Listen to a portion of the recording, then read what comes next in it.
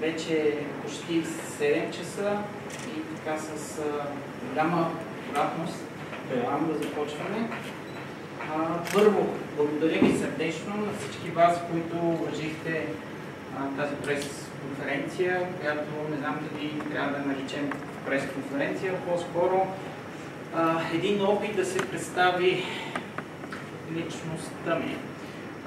Идеите, концепциите, програмата, която разработваме, ще бъдат представени по време на кампанията. Така че още веднъж сърдечно ви благодаря, че ни уважихте и макар че всички се познаваме, предлагам съвсем накратко отново да представя себе си. Казвам се Желязко Гагов и съм роден вечер, може ли? Благодаря. И съм роден преди 44 години, на 7 декември 1978 година. Имам 2 висши образования, магистър съм по право и по финанси. По-настоящем работя като директор маркетинг в фирма Optics AD, а предишният ми опит включва доста години ръководител отдел международни продажби с интересни посещения в целия свят. Международен инструктор съм по таеквондо, международен съдия и в момента съм на позицията председател на съдийската комисия на Българската федерация по таеквондо ITF. Като обществена дейност бил съм общински съветник, бил съм организатор на спортни, културни мероприятия с национален и международен характер, инициатор или част от екипа, с който започнахме фестивала Ден на наркотиците в началото на 2000 година. Езиците, с които боравя, са английски, испански и руски. Моите интереси, както се вижда и на тази импровизирана изложба, са свързани с изобразителното изкуство, с поезията и с сценичните изкуства.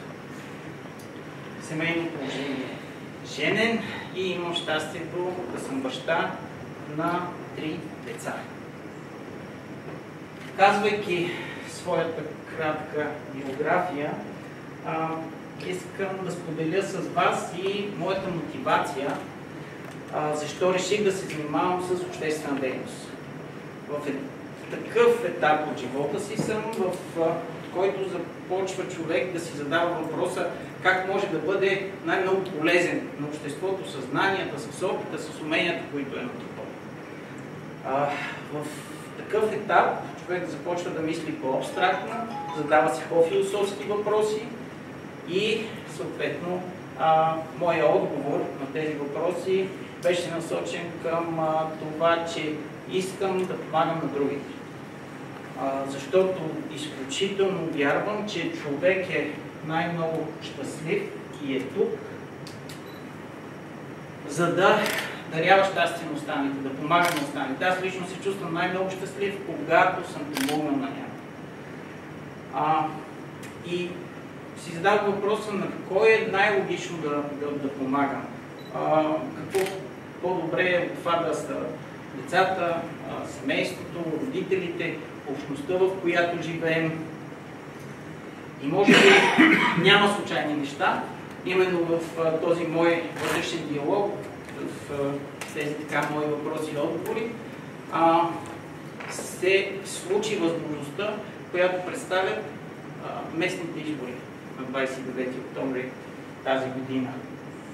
Няма да крия, че обсъдих темата с семейството си, обсъждах темата с близки до мен, с приятели и те изключително много ме окуражиха за това, че ние сме тук, за да има по-добро бъдеще. И за това моята мотивация е изключително лична, затова изключително вярвам, че можем да бъдем успешни заедно да изградим нашето по-добро бъдеще. Относно тази моя идея, тя беше подклаждана от срещи с различни хора. И тези хора повярваха в тази дискусия, че имам необходимите качества да се реализира по-добро управление на общината. Кои са тези хора, които за мен е изключителна чест и привилегия да бъдат поканени в инициативния комитет? Виждате ги на слайда. Казвайки това, давам думата на най-младия член на инициативния комитет, Генка Врагова, която е стажант лекар по дентална медицина, говори свободно немски, английски езици, интересува се освен от медицината, от култура и спорт и е била водеща на Международния танцов фестивал Пъстър свят. Генки, благодаря. Много благодаря за хубавото представяне. Аз бих искала да ви се представя. Генка Врагова се казвам и съм тук до господин Гагов и всички тези страхотни хора, тъй като вярвам, че за да се случват положителни неща, един човек трябва да има визия. Трябва да има хора около себе си, които да го подкрепят. И най-вече вътрешната сила, с която да осъществи тази своя визия. Като един млад човек и обградена от изключително много млади хора ежедневно, вярвам, че ние не бива и не трябва да стоим безучастни, а да бъдем активни участници в промяната, за да създадем една обстановка около нас, която да ни харесва и с която да бъдем щастливи. Така че съм с двете ръце за господин Гагов, като бъдещ кмет на община Панагюрище. А сега бих искала да представя другата част от нашия инициативен комитет, като започнем с господин Ясен Христов, доктор на биологическите науки. През 1990 година е заместник-председател на Временен изпълнителен комитет в община Панагюрище. От 1991 година до 1995 година е кмет на община Панагюрище. Учен, мениджър и общественик. Автор на 2 книги за историята на Панагюрище. Господин Христов, защо решихте да сте част от инициативния комитет? Може да не се изправите, както ви е удобно. Първо се радвам, че на две неща най-много се радвам. Заради това, че Желязко дойде при мен да разговаря и трябва да ви кажа, с размисъл от 2 седмици приех наистина да се стане за тази кандидатура. Защо? Защото отговаря на всички мои представи какъв трябва да бъде кмета. За мен кмета на една община трябва да бъде енергичен, за да бъде можещ кмет, трябва да бъде в годините 40 до 55 години. Идеална възраст за кмет. Второто, с което прекалено много ми допадна в разговорите, защото той така разговаря с хората, толкова е достъпен, че всеки един, който разговаря с него, разбира, че срещу себе си седи един не само възпитан, не само умен, не само знаещ, но и как да направи всичко това, което така или иначе трябва да се направи в нашата община. Една човещина лъха от него, една усмивка лъха от него, една доброта лъха от този човек. Разберете, кметът е за това да може да общува. Да може да общува с всички. С хората, които ще управлява, защото аз съм убеден, че ще го изберем, защото, вижте, аз като гледам на вас, тези мои приятели, които са тук, как няма да убедим това панагюрско общество за мен? Ще стане. Но той, отивайки там, с тези качества, които разполага, първо хората ще им даде възможността да се развиват.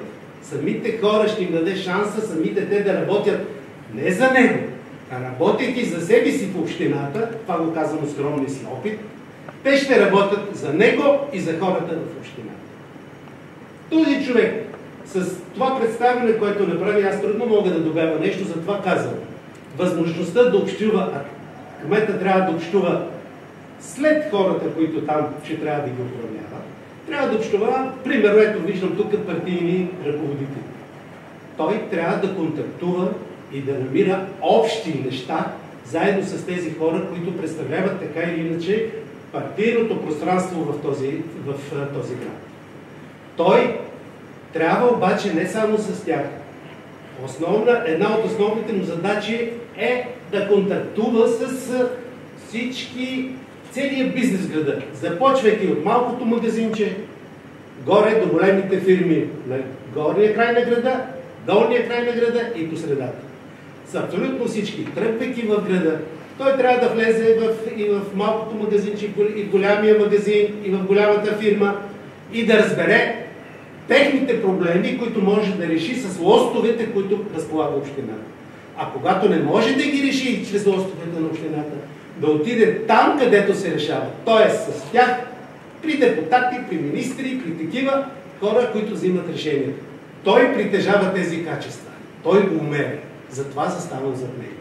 Така че, влизайки в този опит, да ви говоря, че трябва да бъде аз с него сме разговаряли и знаете ли какво ми каза? Аз една от първите задачи ще бъде да отида и в детската градина, да вляза в музея, да вляза в библиотеката, да вляза в читалище. И аз тогава му казах, аз съм бил първият кмет, който е влязъл в читалище от мазето до тавана. Той каза, аз ще бъда втория.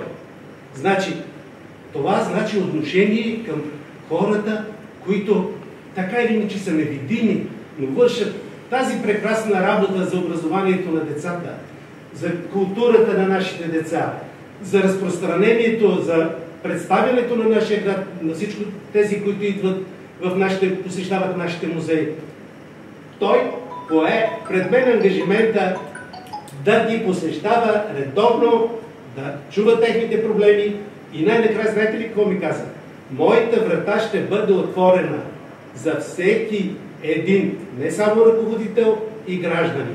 Аз няма да карам хората да пишат заявления, за дали да дойдат при мен или не, а ще отворя сърцето си за тях, защото искам Панагюрище, нашия общ дом да бъде прекрасен. Благодаря ви. Аз мисля, че с това изчерпвам. Аз много благодаря за тази оценка и наистина това е изключително сериозна отговорност, но смятам, че с идеите, волята и дисциплината ще успееш. Благодаря. Да ви благодарим, господин Христов. А сега би ви представил следващия член от нашия инициативен комитет, а това е инженер Марко Мечев. Човек с богат управленски опит. Кмет на община Панагюрище от есента на 1995 до 2005 година. Народен представител от 2005 до 2009 година. Общински съветник в мандат 2011-2015 година. Хората го тачат и днес заради геологичността му, обожават планината. Господин Мечев, вие като какъв познавате Желязко Драгов и защо сте тук? Мисля, всичките приказки, които изказва Ясен, аз съм категорично заставам за това, което каза той. И съм тук, защото считам, че в лицето на Желязко ние имаме един представител на тази част от нашето общество, която в момента трябва да застане и да ръководи. Особено харесах в неговата мисъл тук, че аз съм за да помагам. Това е една изключително тънка дейност, която не винаги е разбрана. И той трябва да знае от мен един такъв съвет. Помагай им на всеки, но знай и едно нещо. Можеш да помогнеш на един човек 10 пъти и когато на 11-тия път не можеш да му помогнеш не за това, че не искаш, а за това, че такава е нормативната уредба и че ти просто не можеш. Имай предвид, че такива хора сигурно ще се откажат от теб. Но защото хората не сме добри и хората не винаги оценяваме това, което този, който стои срещу тях, е овластен и може да изпълни това, което те искат. Но, имайки предвид твоята обществена дейност до сега, имайки предвид твоите връзки международни и тук в България, имайки предвид многото хора, на родителите, на децата и на тези състезатели, които са минали през теб, това всичко е един огромен капитал. И аз съм убеден, че този капитал ние сега ще го използваме при всички случаи, защото той ни е необходим, особено и на тебе, и ние като инициативен комитет ще се опитаме да използваме всичко онова, което може да помогне, за да наберем ония масив от гласове, който да те постави на този стол. Не искам да се спирам на това, което каза Ясен по отношение на общуването с хората. Най-доброто на един кмет е той да може да общува и да не се срамува от това, да е минал през площада, да е отишъл на пазара, да си купи нещо от сергията, защото, да не казвам защо, всички знаем защо, това също гради капитал. Това също първо доставя едно удоволствие на тебе и второ огромно удоволствие доставя на тези, с които ти си спрял да говориш, които си ги увършил, които утре ще кажат, той кмета да спря и говорихме си с него. Това е изключително важно за един човек, който се нагърбва да се занимава с обществена дейност. Неблагодарна дейност в много моменти, но в много моменти удовлетворяваща дейност. Имайки предвид това, което ти носиш в себе си като капитал, като образование, като този международен опит, който имаш, с знаенето на два езика, които те отварят към неща, които примерно друг, който не ги знае, не може. Затова мисля, че онова, което ти каза и онова тук, което и Ясен казва, и аз ти казвам, ако всичкото това в крайна сметка се изпълни, ние ще се поздравим на 29 октомври. От сърце ти го пожелавам и съм убеден, че ще работим всички и в крайна сметка ще постигнем това, за което сме се събрали и това, което сме решили да правим. По пътен вятър и успех! Благодаря ви, господин Мирчев. Сега преминаваме към друг член на нашия инициативен комитет, господин Димитър Татаров. Той е регистриран одитор, уважаван и ценен професионалист в областта на счетоводството и контрол. През 1994 г. започва дейност, основана от него и съпругата му, счетоводна къща Дита Татаров. Интересува се от футбол, но напоследък плуването го увлича повече. Господин Татаров, вие как бихте представили Желязко Гадов? Здравейте! Всички сигурно знаете, че аз съм свързано лице с Желязко Гадов. Не е сигурно най-добре аз да му правя характеристика, пък преди мен господата достатъчно говориха. Затова аз ще кажа само едно-две изречения и индиректно да се разбере за какво става въпрос. Аз съм благодарен, че моите внуци имат за баща Желязко, че моята дъщеря има съпруг Желязко, а че ние имаме зет Желязко. Благодаря.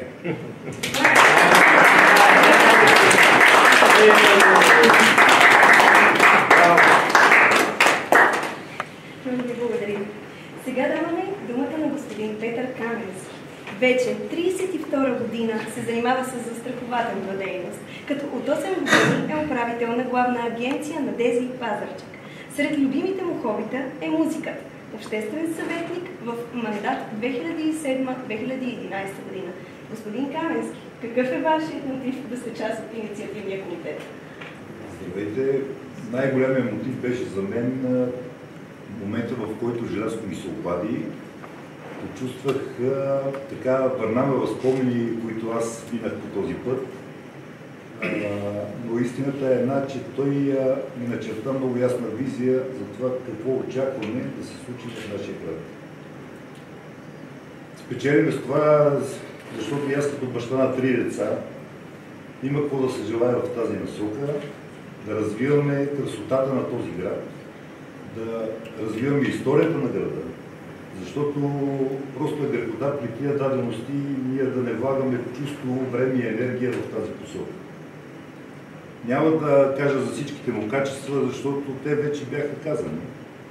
Но ти желая успех и имаш моята подкрепа. И не на последно място, мисля, че Панагюро ще заслужава такъв човек. Благодаря.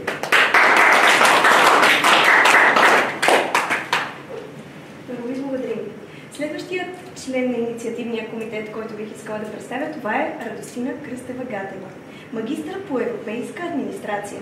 От 15 години се занимава с застраховане. Страстен почитател на изкуството. Била е водещ на различни културни мероприятия и на предаването Нетипично по местната кабелна телевизия Астрапан. По обективни причини госпожа Гатева не присъства днес, но застава зад кандидатурата на господин Гагов заради личностните му качества и доказаните му умения за комуникация с хората. Благодарим на Радостина. Започнахме нашият инициативен комитет с доктор и бих искала да завърша представянето на него с доктор. А това е именно господин доктор Боян Бойчев Пиперков. Доктор по трудова и организационна психология от Софийския университет Свети Климент Охридски. Сертифициран треньор по групова динамика, като от това лято има и сертификат за обучение за обучители. От лятото на 2013 година е част от екипа на отдел персонал на Асарел Медет АД, където е специалист в отдел човешки ресурси. Доктор Пиперков, вие като психолог, как бихте представили господин Гагов? Здравейте на всички от мен. Първо за мен е изключителна чест да стоим точно на тази маса, да подкрепям на господин Гагов. Предвид всичко казано до момента, за мен ще бъде трудно всъщност ще повторя изключително хубавите думи, ще подходя професионално като психолог. За мен един кандидат за кмет трябва да притежава харизма, доброта, честност, целенасоченост, която е много важна, визия за града, за развитие и не на последно място за добрия пример, който даваш ти с твоето умение на децата и на възрастните. Това са много характеристики, които много малко личности притежават. Аз смятам, че ти ги притежаваш напълно и имаш подкрепа.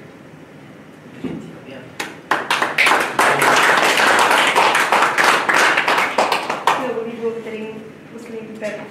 Уважаеми медии и гости, за изборите на 29 октомври сме в диалог за подкрепа кандидатурата на Желязко Гагов като независим кандидат за кмет с партиите Продължаваме промяната, Демократична България, Има такъв народ и коалиция БСП за България. Отворени сме за разговори с други формации на общината. Давам отново думата на господин Желязко Гагов. Заповядайте, господин Гагов. Клиенти, ти добре да даваш тази дума, но аз вече нямам думи. Емоционален съм, сигурно ми личи.